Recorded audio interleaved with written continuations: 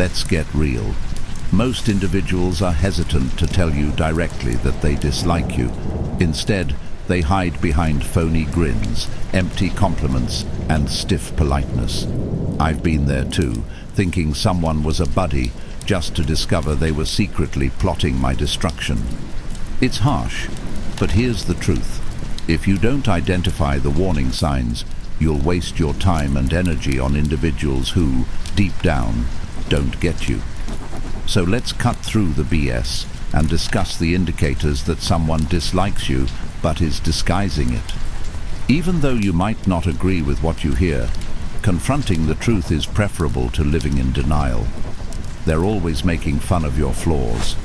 We've all met someone who enjoys making fun of you, especially when it's a joke. They'll pick at your oddities, faults, and little flaws with a smile, saying, "I'm just messing with you." It may appear innocuous at first, but let's not kid ourselves. These jokes are frequently more than just light-hearted conversation. They are premeditated jabs, expertly veiled as humor, designed to chip away at your self-esteem gradually. I recall a time when I was close to someone who was often commenting on me, how I looked, how I spoke, even the projects I was working on. At first I laughed it off, believing it was all in good fun. But as time passed, I saw a pattern. The jokes were always directed at my perceived weaknesses, never toward my virtues. It wasn't long before I began to question myself, wondering whether I was the problem, if these problems were as obvious as they appeared. The problem lies in the fact that those who constantly make fun of your weaknesses are not doing so out of affection, but rather as a means of testing your tolerance for disrespect. It's a subtle sort of manipulation, allowing them to assert power while maintaining you in your position. They clarify that you are beneath them. What's the most harmful aspect of their behavior? They get away with it because we've been taught that if we can't take a joke, we're bad. But let's reverse the script. I'm here to tell you that standing up for yourself when a joke goes too far is perfectly okay. In reality, it's necessary. You deserve people who support you, not those who try to humiliate you. True friends don't need to point out your shortcomings to feel better about themselves. They appreciate your strengths and assist you in working through your deficiencies without making you the punchline of the joke. Time and again, I witness people allowing these types of jokes to go unnoticed, believing it's easier to maintain peace than to provoke a disturbance. However, the harsh reality is that allowing others to mock you, even in jest, can lead to negative consequences. It starts with modest comments, but over time, the jokes may wear you down and make you question your worth. As you yield, they intensify their pressure, leaving you in a state of uncertainty, all in an attempt to avoid appearing overly sensitive. I had to experience this firsthand. I understood that by laughing along, I was giving them permission to continue. I was involved in my disdain. It wasn't until I started pushing back and creating boundaries that I noticed a difference, not only in how people treated me, but also in how I perceived myself. I stopped allowing their remarks to define me and began claiming my story. So here's my advice. The next time someone cracks a joke about you, don't laugh it off. Ask yourself, is the joke really funny, or is there something more going on here? And if the answer is yes, don't be hesitant to call them out. It may be uncomfortable, and it may even mean the end of the friendship. However, your self-esteem is far more valuable than someone's wrong sense of comedy.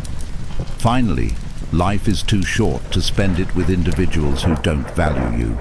If their definition of friendship involves continuously pointing out your weaknesses, it's time to make new pals. Those that actually care about you will never put you down to feel better about themselves. Therefore, maintain your dignity, assert yourself, and resist anyone's attempt to minimize you. Number 2, they offer compliments that feel like insults. We've all been there. Someone compliments you, but instead of feeling good, you get a bitter aftertaste, as if you were slapped with a velvet glove. It's the kind of compliment that makes you wonder, wait, was that a compliment or an insult? The harsh reality is that it's often a combination of the two. These backhanded compliments are a subtle, almost sneaky way for people to undermine you while appearing to be nice. I recall working on a large project, which I was quite pleased with. After several hours of exhausting labor, I was finally able to share it with a group of co-workers. One of them, who I assumed was a supporter, smiled and remarked, "Wow, the outcome is actually pretty good for someone like you." I stood there shocked. On the surface, it seemed like a compliment, but the final words, "for someone like you," hit me hard. What exactly did that mean? Wasn't I supposed to be capable of producing excellent work? The controversy stems from the fact that these so-called compliments conceal a hidden agenda. They aren't supposed to inspire you. They're meant to keep you in your place. It's a power play in which the individual providing the compliment asserts their superiority while making you question your talents. They're saying, "I see you trying, but you'll never be as good as me." It's toxic, but it comes in such a gorgeous wrapper that you almost don't notice the poison within. Let's be honest, folks who deliver backhanded compliments are often insecure. They sense your potential and strengths, which worries them. So they use these clever little digs to keep you second-guessing yourself, to make sure you don't rise too high. It's like they're patting you on the back while holding you down with the other hand. And here's where it becomes even more controversial. We've all done it at some point, perhaps not on purpose, but we've all let our fears show through in the shape of a compliment intended to remind someone else of their place. But here's the important message. You don't have to tolerate this veiled animosity. Rejecting it indicates that it's a reflection of their anxieties, not your worth. When someone says, "You're smarter than you look," or "This is good considering you're new at this," you don't have to accept it whole. Call it what it is, even if it causes awkwardness. If you don't, you're granting them the authority to dictate your self-perception, a power you should never grant anyone. I've learned to recognize these compliments for what they are, a mirror reflecting another person's insecurities. And when you perceive it that way, it loses its sting. Instead of internalizing it, you can almost laugh it off, because at the end of the day, their comments speak more about them than they ever would about you. So now, when I receive a backhanded compliment, I take it seriously. I'll respond with something like, "Thanks, but what do you mean by that?" The question forces them to confront the insult hidden in their words, and more often than not, puts them on notice. They suddenly realize you're not playing their game, and it's wonderful how quickly their tune shifts. The takeaway: don't let others' veiled negativity define you. Whether it's a well-meaning friend, a jealous colleague, or even a family member, remember that your worth is unquestionable. Compliments should lift you up, not bring you down. If someone's statements cause you to doubt yourself, it's time to question their intentions instead. Your life is too short to squander it on people who cannot genuinely appreciate your achievements. Surround yourself with people who perceive your worth and aren't hesitant to tell you so, without any strings attached.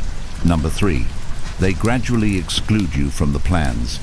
It's the simple things that hurt the most, like discovering that your supposed pals accidentally forgot to invite you to that dinner, party, or weekend getaway. They'll claim it was an oversight, a last-minute decision, or worse, that you were too busy anyhow. However, it's crucial to acknowledge that these situations are not mere coincidences. Such behavior is social exclusion in its sneakiest form, and it's a clear sign that you're not as valued as you think. I've been on the receiving end of this too many times. I recall checking my phone one weekend and seeing photographs of a group of friends having a fantastic time at an event I would have wanted to join. The kicker? Not a single person mentioned anything to me previously. When I casually mentioned it later, they were full of excuses like, "Oh, we thought you were busy," or "It was such a last-minute plan." However, I secretly understood that if they had desired my presence, they would have ensured I was informed. And here's where the problem comes in. This kind of exclusion isn't just thoughtlessness, it's purposeful. It's a way to convey a message without speaking. They don't want you there, but they lack the courage to tell you directly. Instead, they hope you'll quietly leave the gathering without raising a disturbance. It's passive-aggressive and cowardly, but it's really frequent. People avoid discussing this topic because it is easier to pretend it does not exist. Convincing yourself that it was all a mistake is easier to accept than facing the harsh reality of expulsion. But here's the thing. If you keep accepting their justifications, you're giving them permission to continue excluding you. You're allowing them to determine your role in their lives rather than taking control of your story. I had to learn it the hard way.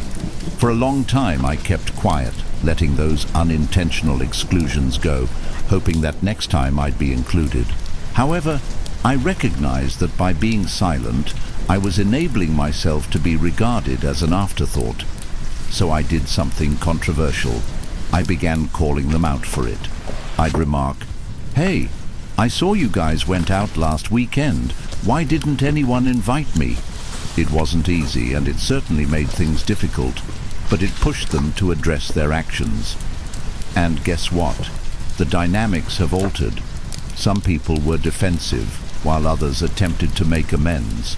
But the basic line was clear. I was not going to let them exclude me without a fight. The underlying message is that individuals who desire your presence in their lives will strive to include you, regardless of the urgency of the arrangement. If they don't, then it's time to reconsider the importance of those ties. You deserve to be with people who don't make you feel like you're competing for their attention. True friends don't forget to invite you. They make certain you're present because they actually love your presence. So if you find yourself being gently excluded from plans, don't ignore it. Face it, ask tough questions, and be ready for non-favorable answers. Because at the end of the day, knowing where you genuinely stand is preferable to wondering why you were once again excluded. Remember, you are not a backup, you are a priority. Surround yourself with individuals that regard you as one. Number 4, they're just busy with you. We've all heard it. "I'm so busy these days, sorry I can't hang out." It's the ideal excuse. After all, who isn't busy? But what happens when you start to see a pattern? They're always there for others, uploading images of their adventures and catching up with mutual acquaintances. But when it comes to you, they're suddenly overloaded. The truth is, they're not overburdened. They're simply too busy for you. I've been in that frustrating situation more times than I want to admit. I recall contacting a former close friend to arrange a time to catch up. Every time I suggested something, they'd come up with an excuse. "I'm working late. I've got a lot on my plate. Maybe next week." Meanwhile, I'd see them hanging out with other people, having a wonderful time, and always finding time for everyone but me. It took me longer than I would like to admit to recognize the pattern. They were sending an obvious message. I was no longer a priority in their life. Here's where the controversy arises. We've been trained to accept busy as a valid excuse to be ignored. But let's be honest, people devote time to what and who they care about. If they're always busy with you, it's not because of their schedule, but because of their priorities. It's challenging to accept the fact that they may not value you as highly as you value them. The harsh reality is that being busy is frequently a polite way of saying, "I would rather not spend time with you." They'd rather blame their schedule than admit they don't think about you. They use a passive-aggressive approach to distance themselves from you, avoiding the confrontation that would arise from revealing the truth. Instead of investing in the relationship, they prefer to keep you on the sidelines. I have been on both sides of this. There were times when I was the one making excuses because I didn't know how to tell someone I'd outgrown our friendship. Being on the receiving end, however, imparted a valuable lesson to me. It's preferable to be honest, even if it's uncomfortable, than to keep someone waiting with excuses. When I finally called out my friend on always being busy, the conversation was awkward, but it was necessary. It gave me the clarity I needed to move on and invest my time and energy in relationships where I was valued. And here's the profound message. Your time is precious, and so is your energy. Don't waste it on people who can't be bothered to make time for you. If someone is constantly too busy for you, it's time to reassess the relationship. You deserve to be around people who are excited to see you, who make an effort to include you in their lives, not just when it's convenient for them, but because they genuinely enjoy your company. It's important to recognize that people change, and so do relationships. Despite their obvious departure, we sometimes hold on to people out of habit, nostalgia, or fear of being alone.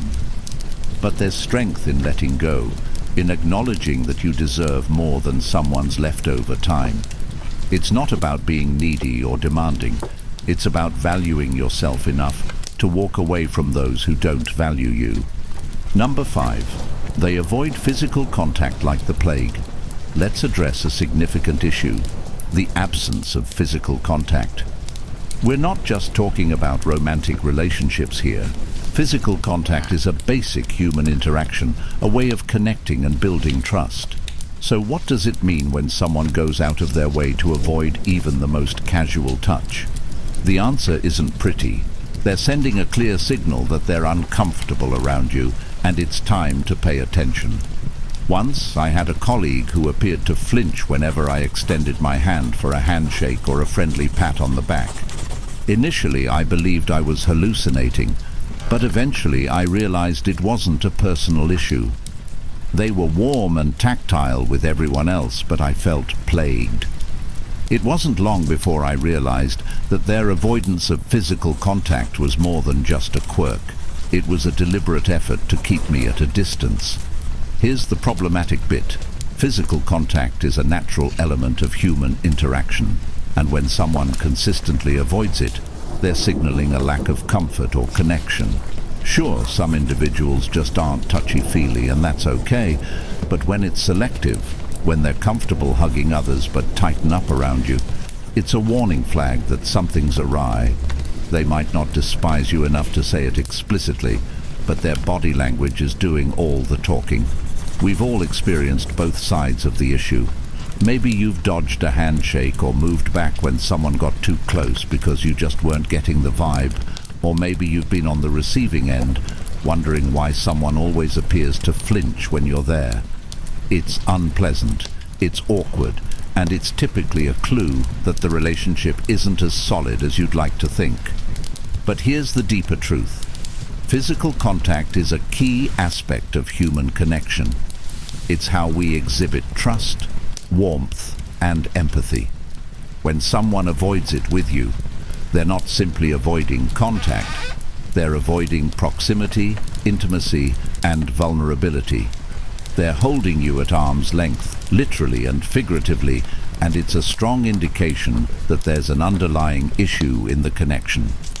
I've learned to pay attention to these indications, even when it's difficult to admit what they represent. There was a time when I ignored the warnings, convinced myself that someone's reluctance to get close was merely a personality attribute. But the more I reflected on it, the more I realized that it was about me and our relationship. When I finally tackled the matter, it resulted in some difficult conversations, and in some cases, the termination of the relationship, but it also relieved me of the frustration of wondering why things seemed strange. So here's the important message. Don't disregard the signs. When someone avoids physical contact with you, it is more than a choice. It expresses their level of comfort and connection with you. If you detect this trend, do not be scared to confront it. It may lead to a better understanding or indicate that the relationship is weaker than expected. Either way, confronting the truth is preferable to living in denial. Remember that you deserve relationships in which physical touch is natural and comfortable, rather than something to be avoided. Small gestures, such as a warm hug, handshake, or simply sitting close without feeling awkward, help to create trust and connection. If someone persistently avoids them, it indicates that something is wrong. Do not be hesitant to ask challenging questions and, if required, make difficult judgments. Life is too brief to be surrounded by individuals who keep you at a distance, both literally and metaphorically. Number 6. They disappear when you need help. Let's be honest, nothing exposes the true character of a relationship like a catastrophe. When the going gets tough, you discover who your true friends are.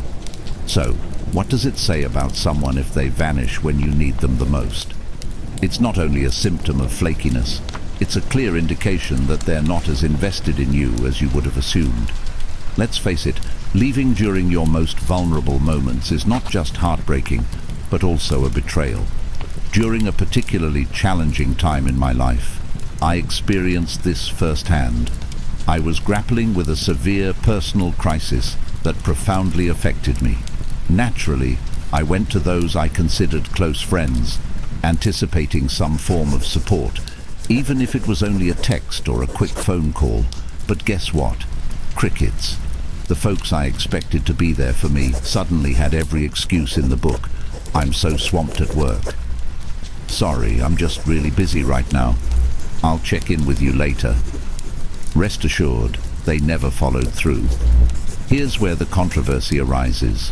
While many claim to always be there for you, their presence is often limited to the joyous moments. Parties, laughter, and life's highlights are shared, but when things get serious, they leave. It's easier for them to avoid you than to deal with your grief or distress. People don't care enough to be present when it matters, so they avoid your problems. Let's be honest, real assistance isn't about convenience. It's about being there when it's difficult, uncomfortable, and the last thing you want to do. People who disappear when you need them the most aren't simply being disrespectful. They're revealing where you are in their lives. They are stating, without words, your problems aren't worth my time. I recall being devastated when I realized that the folks I'd helped in the past, during their breakups, family conflicts, and job setbacks, couldn't be bothered to return the favor. It was a harsh wake-up call, but it also taught me a valuable lesson. Not everyone who grins at you is genuinely on your side. Here's the key takeaway. Support is the foundation of any meaningful connection. It's easy to be around while everything's going well, but the true test of a relationship is how people react when things go wrong. If someone vanishes when you need them, they are not simply disappointing you. They are demonstrating that they were never truly present in the first place. But don't let their absence make you resentful. Instead, use it to improve yourself. Use it as a filter to eliminate people who do not deserve a place in your life. They're the ones who stay, check in, and show up when it's inconvenient. So cherish their relationships. Finally, life is too short to spend time with unreliable people.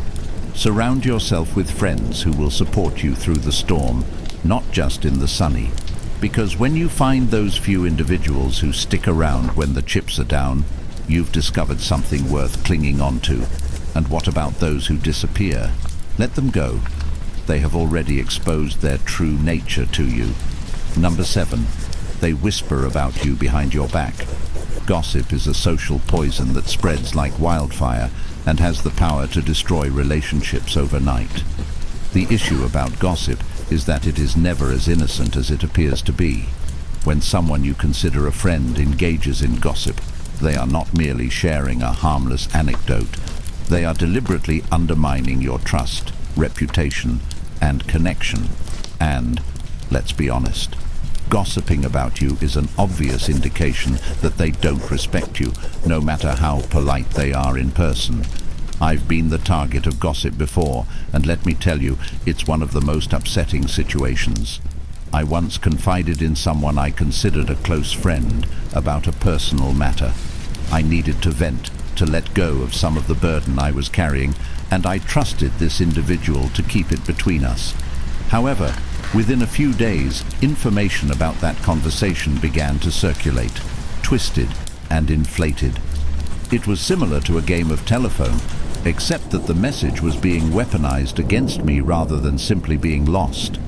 The person I trusted had used my weakness to entertain others. Here's the contentious truth. Folks who gossip about you aren't just venting or sharing their feelings. They're playing a power game. Gossip allows them to elevate themselves while bringing you down, all without having to address you directly. It's cowardly, manipulative, and harmful. These actions damage your reputation and the trust that underpins genuine relationships. And let's be clear, those who gossip about others will gossip about you to others. It is a pattern, not a one-time occurrence. I've watched it too many times to count. Someone who enjoys spilling the tea on others suddenly becomes silent while you are present. Guess what? They're probably spilling your tea when you're not present. It's a betrayal of the worst kind because it happens in the shadows without giving you a chance to defend yourself or even understand what's being said. Here's where things become extremely intimate. I recall addressing the friend who gossiped about me, expecting an apology or at least an explanation. Instead, they pretended it wasn't a giant concern, dismissing it as idle conversation. But the reality is that gossip is bad for you. Simply put, gossip is a form of betrayal, revealing far more about the individual spreading it than the subject of the gossip.